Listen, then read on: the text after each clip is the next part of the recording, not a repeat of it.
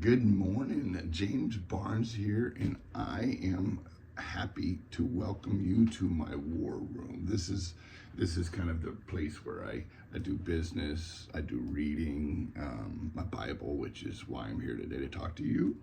Because today I wanted to kind of share kind of my mind and what I do and why I think the Bible is very important to read. But let me just so it's an early morning for me, and the family sleeping, and the sun is shining as you see coming through the window, and so it's a nice quiet spot. And I think that as a man, it's important to have a place to go to have a war room, a playground, I guess if you call it that. So I have some outside and I have some inside. This is my inside playground. But anyway, reading the Bible as a man, and I know all people, but as a man, I speak into that and why it's important. Because it's very, very practical. So I get up every morning and I read it, and it gives me wisdom and insight. You know, the things that God wants us to use as men for our families, and you know, just what are we doing in life? And you know, there was a time in my life when I did not have God as a guide. So you know, I would say the practicalities of believing in God are just evident and perfect, I guess is the best way to say it. But so I wanted to read where I'm at in reading things, and then I wanted to share some of my thoughts in my brain, you know. So, and you know, I am not a biblical scholar in any way. I'm a man that believes in God and trusts God and loves God. So I just I love to share that. And so anyway, with that said, I'm reading today a little piece, and please hear me because it's very important stuff, especially if you're a man or a human being. But you know, I'm speaking into this men. Like I said, I'll repeat that over and over again until I make sure that's understood and not confused. But so Isaiah 17 today, we're talking about you know, I'm not going to get into history of Isaiah, but it's a prophecy against Damascus. And I want to speak to, once again, the practicality of what's being said and how I apply that maybe into my life, and then you could share it into your life. But so here it goes. And we're going to skip down to 17:4, which says, in the day, excuse me, get my reading right. Not the best reader, so we're going to do great. Anyway, in that day, the glory of Jacob will fade. The fat of his body will waste away. It will be as when reapers harvest the standing grain, gathering the grain in their arms, as when someone gleans heads of grain. In the valley of Rephaim, I think I got that right, in the valley of Rephaim, yet some gleamings will remain. So there's a shift happening here, and I'll speak to that in a second.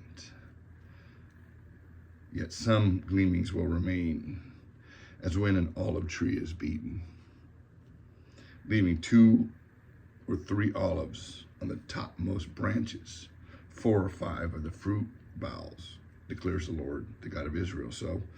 So you know, there's going to be some really bad stuff happening, and Israel will be a part of that, and Israel will suffer.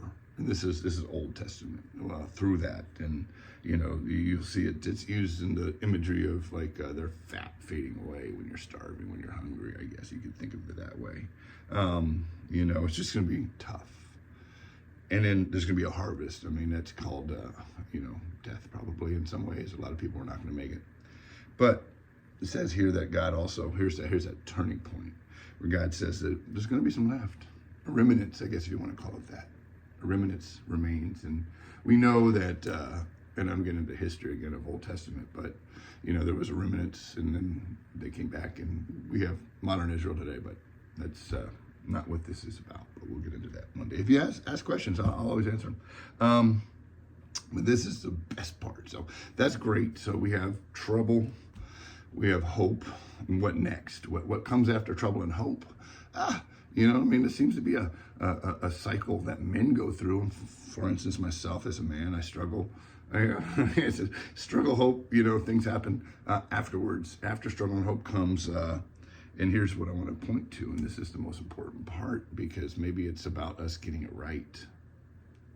You know, so what does God say to us to get it right? He says, in that day, people will look to their maker and turn their eyes to the Holy One of Israel. So remember, what is that day? That day is when there's been trouble, real bad trouble. And it's like you're barely holding on. There's little teeny pieces of who you are left, man. You've got much left, but you've got something. But in that day, when you turn it and you get on your knees and you, as a man, right, and you say, hey, God, I need you. Now you're speaking not to the people around you and the things that are happening around you. You're speaking directly to the Word and to the God that loves us. And when that happens, he says they, and I like this, you get a sip of my coffee so I can actually breathe. Reading and talking and it's tough stuff. Anyway, they will, okay, let me start over at that part because there's a couple sentences that are very powerful. It says, in that day, people will look to their Maker and turn their eyes to the Holy One of Israel. They will not look to the altars, as I was talking about, the work of their hands.